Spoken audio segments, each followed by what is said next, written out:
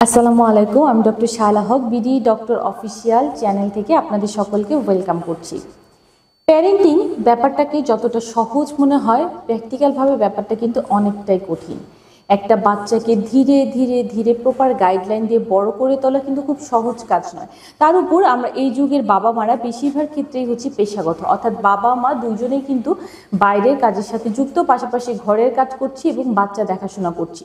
এই ক্ষেত্রে প্যারেন্টিং ব্যাপারটা কিন্তু আরও একটু কষ্টদায়ক হয়ে যায়, কারণ বাচ্চাদের ক্ষেত্রে কিন্তু বাবা মার সাপোর্টটা অনেক বেশি ডিপেন্ডেন্ট এবং বাচ্চারা কিন্তু বাবা মার উপর নির্ভরশীলতা অনেক বেশি পরিমাণে থাকে।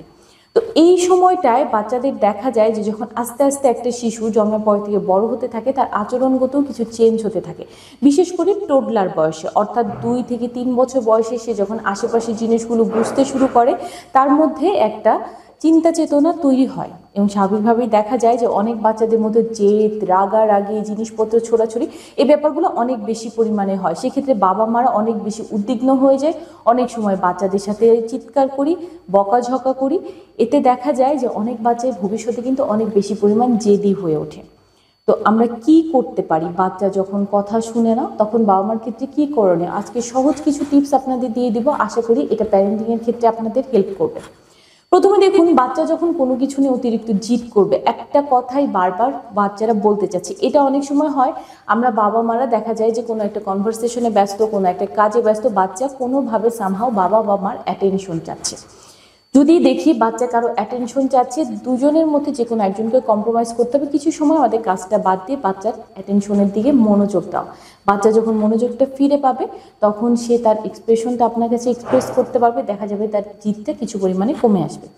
দ্বিতীয়ত, যখন দেখবেন যে বাচ্চা অতিরিক্ত জিদ করে জিনিসপত্র ছোড়াছুড়ি করছে, আপনি তাকে শান্ত হয়ে বোঝানোর চেষ্টা করছেন, কিন্তু কোনোভাবেই তার বুঝাতে পারছে না, এদিকে আপনারও বাচ্চার আচরণে মেজাজটা অনেক বেশি পরিমাণ খারাপ হয়ে গেল। কি করলাম, বাচ্চার উপরে রাগ করে উঠলাম, চিৎকার দিয়ে উঠলাম, অনেক সময় গায়ে হাত তুলে ফেললাম। এইভাবে যদি আমরা করি, তাহলে দেখা যায় যে বাচ্চা ওই সময়টা বুঝে না, কিন্তু এই ব্যাপারগুলো তার ভিতরে অনেকাংশেই গেঁথে যায়।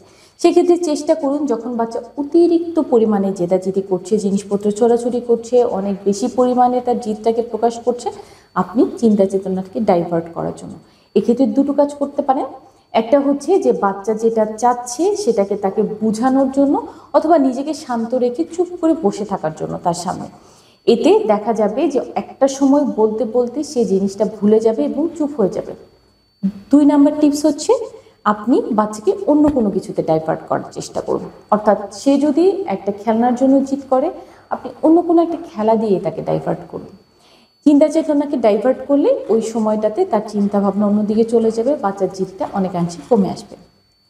অনেক সময় বাচ্চা যখন কথা শুনে না, আমরা কি করি যে বাচ্চাকে অন্য কোনো একটা খেলনা বা কিছু একটা দিয়ে ভুলিয়ে রাখার চেষ্টা করি, বা সে যেটা চায় সেটাই তাকে দিয়ে দিই। এটাও কিন্তু প্যারেন্টিংয়ের ক্ষেত্রে অনেক বেশি ভুল। বাচ্চা যখন কোনো কিছু শুনছে না, আমরা যখন বাইরে থেকে একটা জিদ তার পূরণ করার জন্য জিনিসটা সাথে সাথে এনে দিচ্ছি, তখন তার কাছে কোনো কিছু পাওয়ার চাহিদাটা আরও অনেক পরিমাণে বেড়ে যায়। সেই জিনিসপত্র মূল্য দিতে জানে না। সুতরাং চেষ্টা করুন, যেটাই চায় না কেন সেটা যদি যৌক্তিক হয়, সেটা একটা নির্দিষ্ট সময় তাকে দেওয়ার জন্য। যে খেলনা সে একটা জিদ করলে আপনি যদি সাথে সাথে এনে দেন, এই খেলনা মূল্যটা তার কাছে থাকবে না।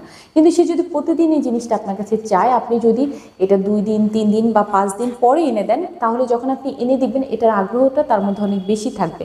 এই জিনিসটা আনার প্রতি তার একটা আগ্রহবোধ কাজ করবে এবং জিনিসটা গুরুত্ব সহকারে সে নিতে পারবে।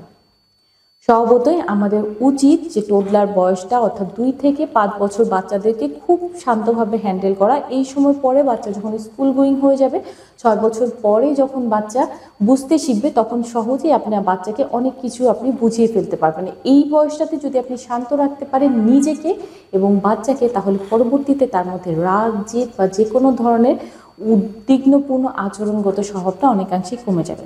আশা করি প্যারেন্টিংসের এই টিপসগুলো আপনারা মনে রাখবেন। ইনশাল্লাহ পরবর্তীতে আবার কথা হবে। আজকে এই পর্যন্তই। ভালো থাকবেন। আসসালামু আলাইকুম।